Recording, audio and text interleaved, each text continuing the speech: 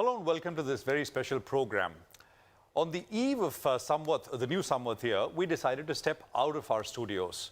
It's been 2+ years of COVID, lockdowns and whatnot, and it's finally good to be out. You can see that the enthusiasm is palpable to celebrate and of course enjoy. As we enter the new Samvat here, it is also always a good time to take stock of what has happened and also to look ahead. And to help us do that, we have a very special guest today. Kenneth Andrade is my guest on the program. Kenneth needs little by way of introduction. He has been a star fund manager for 20 years, 20+ years now. He ran Money last at an institutional platform, which was IDFC Mutual Fund. And for the last many years, he's been running Money at Old Bridge Capital. He manages money for retail investors, high net worth individuals, institutions, both foreign and local, and many others. Assets under management now of the firm are just under $1 billion. Kenneth, it's a pleasure.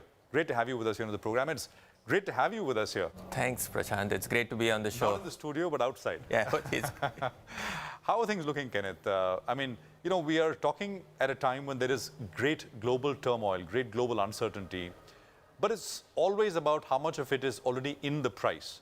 To your mind, how much is in the price? Valuations seem to be almost there. You might give or take another 5% or 10% from there. Remember, it's a matter of time, not a matter of price. Okay. You mean time correction rather than significant price correction? Yes. The rhetoric we hear today is recession. We'll have to see what comes out after recession. So we know what's going on in the world economy. The world economy is shutting down for winter. For the simple reason that energy prices are too high, it's getting diverted, there's demand collapse. Demand collapse leads to deflation, okay? And it's quite opposite to the inflationary scenario that we've seen in the past. So right. Once you get deflation off, I sense on the other side, interest rates will be more manageable, and the world economy will go back again. So look at it on the other side. See what comes out. Which is how long? 6 months out? The post-winter. Post-winter. The post-winter is coming post-winter, prices will be down, the inflation problem would have been tamed. And then you have to look at how policymakers react to that situation. That's what you're saying? Yes. So the printing, I mean, starts again, support from policymakers, etc.? Let's not look at it in such a narrow framework, right? Now let's see what happens on the other side of the world. So Europe is closing down. That's almost 20% of the world economy. When Europe comes out, and and the normal noise or normal commentary that I hear is that a lot of European manufacturing is moving out of Europe, right? The problem remains it's an energy problem for Europe. Look, on the other side of winter, they come out with one of the weakest currencies that they've ever had in one of the most industrialized nations that we've ever seen. Sure. Okay, and that's going to kickstart a lot of institutions getting back, manufacturing back again, etc. In Europe? Possible? Yes. So we're going to come back all over again. So look at what's happening on the other side. And for us in India, I think we just feed into that, into that entire marketplace. So valuations apart, which I think it's already there. I mean, when I look at our portfolio under construct, out of the 20 odd names that we have, at least 5 or 6 of them are almost at price to book of 1. Okay, in my experience and my history that I've managed money, I've never seen 25% of my portfolio having a price to book of 1. Okay. 25% of the portfolio? 25% of the names that are there are price to book of number 1. There are very few companies that have not that exist in the Indian environment that have not gone through that stress test and have come back extremely profitably. So balance sheets have also cleaned up. India corporate is sitting at a historical low in leverage historical low. So we've got data since 1999. 99 data goes back to say that corporate, the BSE 500 manufacturing or non-banking businesses were at a debt equity of 0.6. We're down to a debt equity of 0.5. Plus, we've got capacity at 75%. Now, this is a killer combination. I mean, you got capacity utilization at 75%, and you got all the capacity to leverage. You got operating leverage and you got financial leverage. So my sense is that you're not going to get stock in cheap in India, right? The only thing is that you got to wait it out for some time. You got to wait for the good news, and the good news is not very far away. Let's get to one area which you really like. I'm talking about commodities, both soft commodities and hard commodities. It's a bit of an anti-consensus kind of view, more so on the hard commodities as compared to soft commodities. Explain why you like that space. What's the basic thesis? This is the first time, I think, one of the very few times since India's independence, that virtually all crop prices are trading higher than MSPs. Okay. Okay. This is the first time that we've seen in history that you've got a large industrialization of agriculture. When I say industrialization, agriculture moving into industrial products, right? You've seen it through the ethanol policy. You will see it getting converted into plastic or single-use plastic over the course of the next year, 2 years or 3 years. So you've got a new use or new demand pattern emerging for agriculture, and that's kept that along with relatively weak or not favorable monsoons has kept supply reasonably tight. Right. Okay. Right. New demand and supply tight, and that's created what we have today. Right. I don't ever think that commodity prices will ever be deflationary for a long period of time. One is you got a population growth. And these are global commodities. Yeah, global commodities. I'm talking. Right. Once you got demand getting created from another stream of from another industry completely. Plus you got food consumption going up. Plus you have protein consumption actually moving higher, and all three of them are going to keep prices elevated. Now, when prices get elevated, I mean, let's look at it from a hard commodity standpoint. When say steel does well, the value chain works all the way down to iron ore and coke. So when agricultural commodity prices do well, what happens on the entire value chain? So there are elements of everything that is falling into place. Now we've been holding this since 2016, and the fundamentals of this argument tend to get a little better by every year.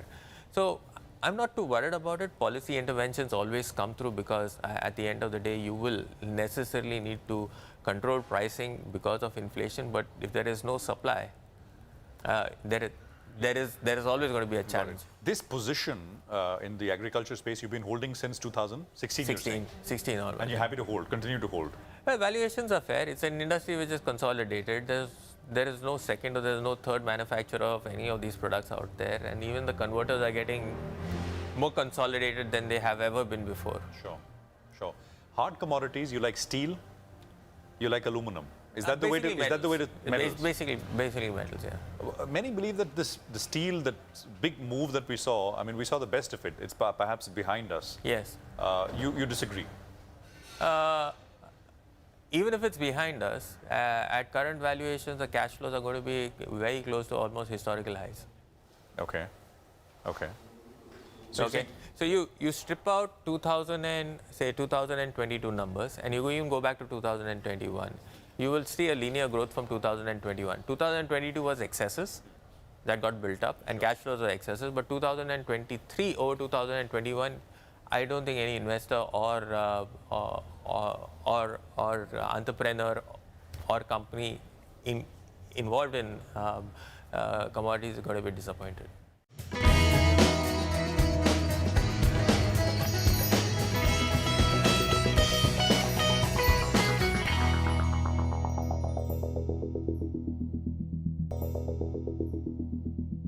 One view of yours, which I know you've held for a long time, is not dislike for banks, but you don't find compelling enough reasons to own financials. Mm-hmm. I mean, if you do a poll amongst market participants, I mean, 95% of market participants are bullish financials, right? They are India-facing, they're domestic economy-facing. Economy does well, banks do well. So, what keeps you away? So let me narrow it down to lending businesses, right? Okay, I got nothing against them. It's not that we don't dislike them, but if you approach the subject like we do, so there's a liability side and there's an asset side. Liability side is banks. Asset side is they lend to a host of other industries. Right? We like our position on the other side of the balance sheet. Okay, but let's look at what's happening in financials or banks, in banks, etc. Yes, they've got a very high correlation to GDP growth, but what's happened over the last 3 years, okay, and what's happened in the last 3 years is that the businesses, the economy is done well. It is not necessary that these banks are all profitable. Okay. Okay, so this year you've got a bounce back in profitability, and all of that has come because lower credit costs. My sense is credit costs is going to be part and parcel of what you will see in 2023, 2024, 25, 26. You have to provide for higher. You're saying problems on the asset quality front are coming back? It will always be there. It's not going to disappear. It's not going to be. It's always going to be there. No, but you're saying there's a fresh cycle coming. Is that what you're saying? I would be very surprised if the quality of the banking balance sheets remain as they are in 2023 year end. 23 year end. Okay, 23 year end, you'll have a great looking balance sheet, but I'll be surprised if that balance sheet will remain as pristine as it is in 2000. As solid. Yeah, and also remember in banks, it's not a spectrum of banks that are doing well. It's narrowed down to the top 2, 3, 4. So now you're down to stock picking in that sector. Sure. So look, it was 2015 pharmaceutical picked up, then it was down to stock picking within pharmaceuticals. Yeah. Right? Yeah. When you had infrastructure peak out in 2008, okay, you had to go down stock picking to make money in that sector. So it was not volume of profitability in that sector moved significantly higher. Right. So I'd be careful. Careful. Fair enough. What else interests you? IT is a large sector, right? Which has been kind of bombed out because of what's happening. Does that interest you? I mean, that qualifies your 52-week low criteria. Yes, yeah. But they're still up almost 80% since for the last 3 years. Right? So they've done extremely well as far as these businesses are concerned. And they've done so because everything's gone in favor of these companies. But what has not gone in favor of these companies is obviously their cost of manpower. I think all of that is getting addressed right now. So valuations are the best that are much better than they've ever looked before. If you go back to that database of IT companies out there, you'll get someone who's available at a 10% cash flow yield. You'll get companies available at a 5% dividend yield. So yes, value in that segment at a 52-week low in a number of those names is emerging, and it's emerging rapidly.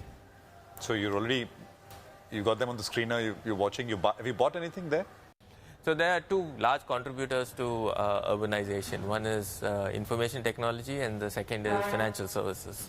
Okay, and they are predominantly down south and some part of west, and probably a little bit in the north. That's predominantly how urbanization has taken place.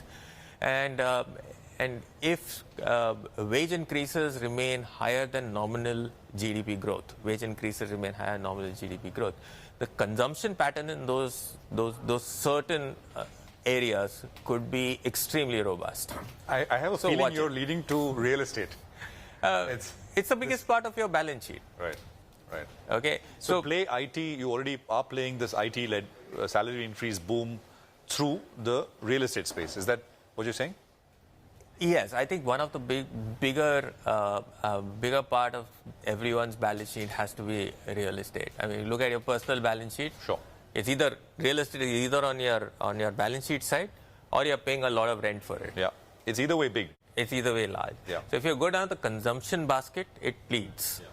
Okay, and then obviously a lot of other industries. So real estate, indirect play on IT, but IT also getting cheaper and more interesting rapidly, as you said, right? Yes, there is pockets of value in that business, and it's not going away. It's not going away.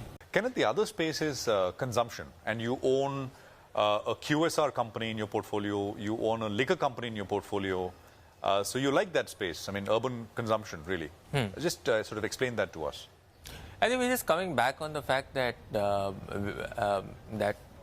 urbanization will pick up a lot of pace at this point in time, And you just have to get companies with, and the sense is we just get companies in the right format, with the right expansion plan, and with the right cost structures. Okay. So one of the biggest cost structures, I mean, if you look at most of the QSRs, one of the biggest cost structures is royalty payments. Sure. Okay. Yes. So if you can actually align a portfolio to take that 5% to 7% cost out, you probably got a business which does have the pricing advantage compared to everyone else. And these businesses are free cash flow. They got their marketplace, they're free cash flow. All expansions are through their own cash flows or through their own balance sheet, and no dependence on any external resource. So we're in infancy in that industry, and globally that industry has become significantly large. So there will be an expansion of that one particular place, and it could get reasonably large. A similar thing with the alcohol beverages companies, very consolidated place, enormous barriers to entry, both in terms of distribution and making the product price available. So all of these companies come in with their individual structures, wherein it's extremely difficult for competition to come in and Disrupt. And disrupt that business. Take away market share. So if you can get all of these at the right price points, you go back about 3 years and all of these were there. You go back to IPO stages, and when these businesses corrected, they were all there.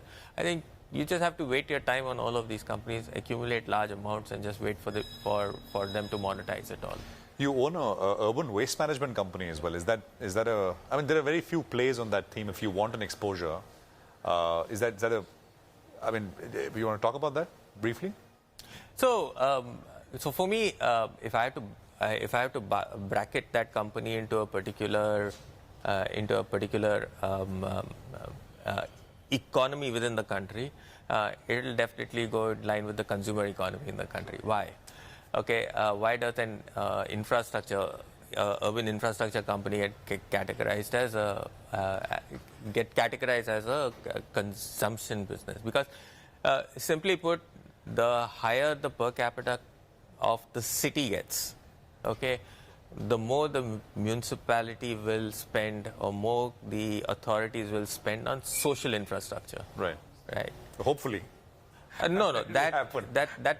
That is always a underlying demand that will always be there. It is water, waste, and sanitation. It is definitely there. And you've seen this happen. You've seen this happen in all underdeveloped economies to a developed economy, right?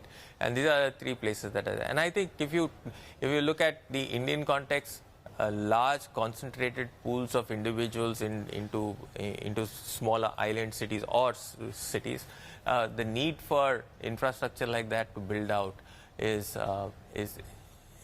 the demand is far ahead of. But this is also in a lot of interaction with governments, municipalities for that matter, local government bodies. I mean, is that a risk at all, or that's a risk you're willing to take given the opportunity size? So, how much of that is factored into the valuations is what you need to check. And if it's available at a 10% cash flow yield, what's the problem? Got it. Okay.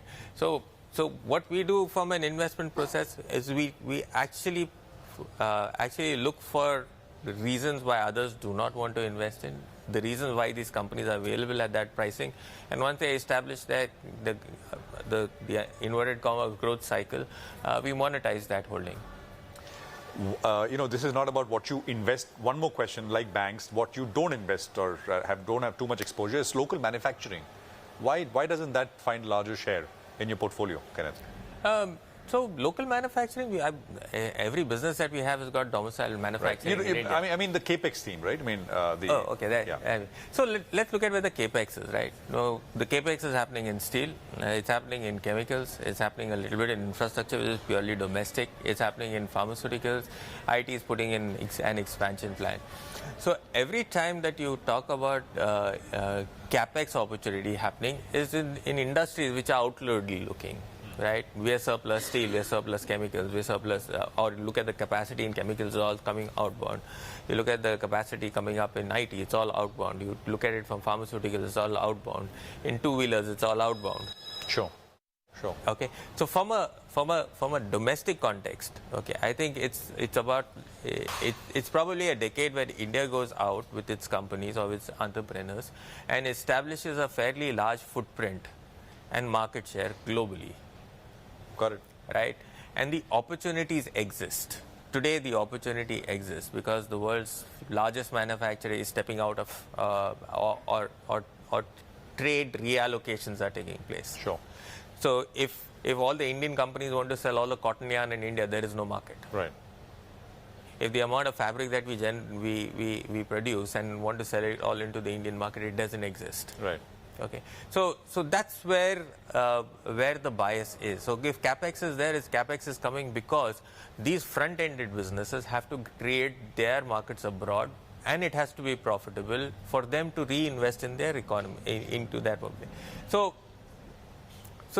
I think that's what's leading our thought process and on that extent our portfolio construction. Kenneth, thank you so much for being with us here on the program, and let me wish you and your family, your team, a very happy Diwali from all of us here. Likewise, Prashant, it was lovely being here. Wish you, your team, your family and all the viewers a very, very happy Diwali.